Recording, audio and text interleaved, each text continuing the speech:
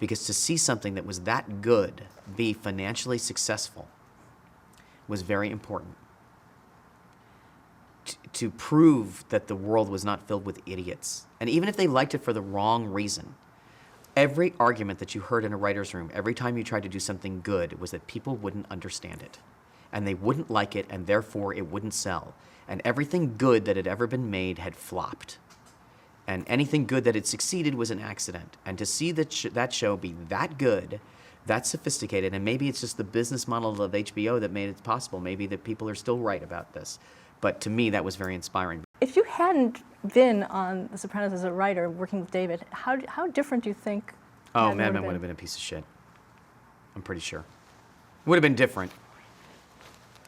I definitely didn't have the confidence to tell subtle stories. I love subtle stories, I just didn't have the confidence. And I think it also would have been, I would have adopted a safer posture, a more ironic posture. You know, a more, I look at like the Horseshoe, the movie that I was writing that I sort of based it on, that I used a lot of Don's backstory, was really like Garp, or like the Tin Drum, or aspiring to be like that. Garp, the Tin Drum, 100 Years of Solitude, this sort of magic realism where like coincidences like they happen in like Kurt Vonnegut, that the idea that there was an irony, that there's this omniscient thing, and isn't it funny how perverse life is, and how these things are sort of piling up on each other, and how this guy's life was. And after working on The Sopranos, I was like, you know what's way harder to do? Reality.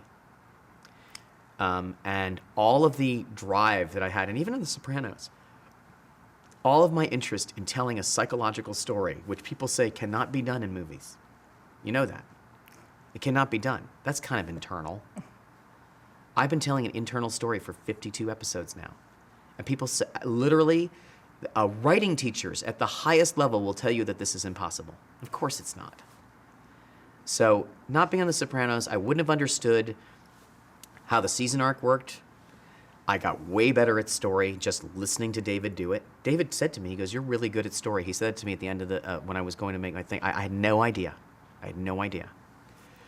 And I wouldn't have had the confidence to do things that I thought were interesting, to assume that other people thought they were interesting.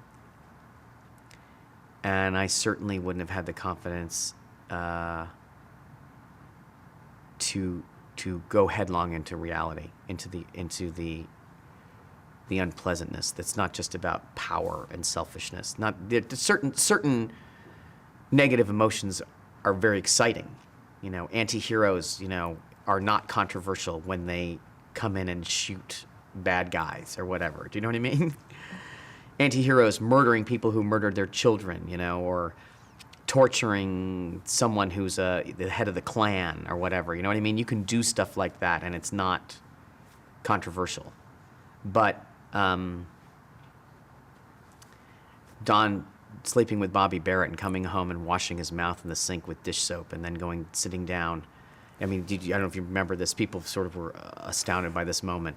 Washes himself with dish soap and washes out his mouth and sits down, and then Betty hands him his watch that she picked up that she got monogrammed for him. That I'm a piece of shit feeling. Or Faye this year coming to him and getting him vinegar sauces and beans. And you see how guilty he feels.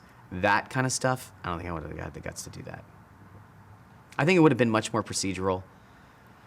I think it would have been more like West Wing, a little more surface, sort of, a lot of smart people talking to each other, and how do we outsmart the public, and they're a bunch of idiots, and we're not, and this is not shitting on West Wing, it's just a different kind of show.